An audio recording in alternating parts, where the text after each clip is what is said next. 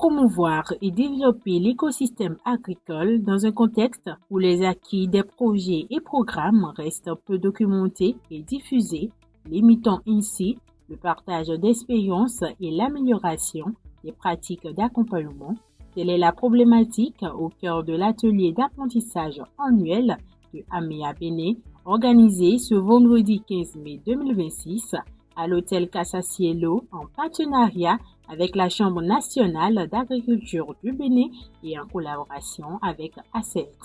L'objectif de cet atelier annuel d'apprentissage, c'est de partager avec les parties prenantes de l'écosystème agricole béninois les acquis des projets et programmes tels que Profina, AZER 3 et ACMA 3. C'est dans cette logique, effectivement, que nous nous inscrivons pour que ces moments-là de partage qui regroupent les acteurs majeurs de l'écosystème agricole du Bénin soient effectivement utiles pour valoriser ce qui a été documenté et ce qui est effectivement issu donc de l'exercice que toutes les structures ici présentes font au quotidien à travers les ressources humaines, financières, techniques et investissements. La Chambre nationale d'agriculture du Bénin, chef de file d'Améa Béné et l'ambassade des Pays-Bas ont salué l'initiative en soulignant son importance pour l'écosystème agricole.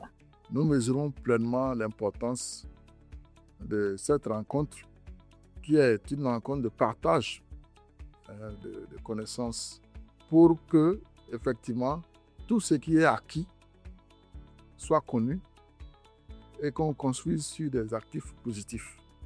Alors, tous les apprentissages qui ont été, on va dire, valorisés, documentés, si nous les partageons, nous avons plus de chances de réussir les prochains pas ensemble. Parce que le développement du secteur agricole, s'il veut être durable, ne peut se baser que sur des acquis.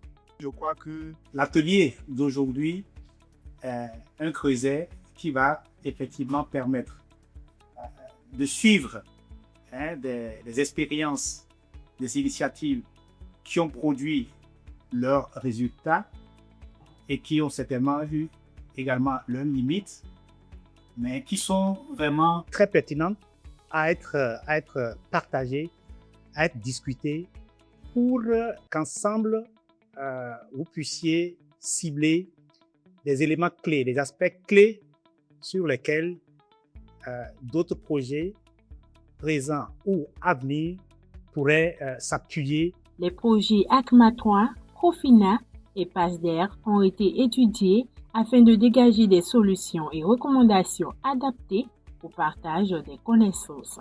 C'est bien de rappeler que les structures institutionnelles et étatiques sont beaucoup plus dans la régulation et que les prestataires BDS sont ceux-là qui implémentent beaucoup plus la vulgarisation agricole, notamment à travers ce que nous connaissons de l'Assemblée nationale du Conseil agricole. À la fin de ces échanges enrichissants, les différents intervenants présents à ce rendez-vous d'apprentissage ont relevé plusieurs points forts tout en saluant l'initiative. Nous avons constaté que ces différentes organisations, ces différents projets et programmes ont intervenu sur les acteurs agricoles. D'autres, quand on prend ACMA 3, c'est sur le financement.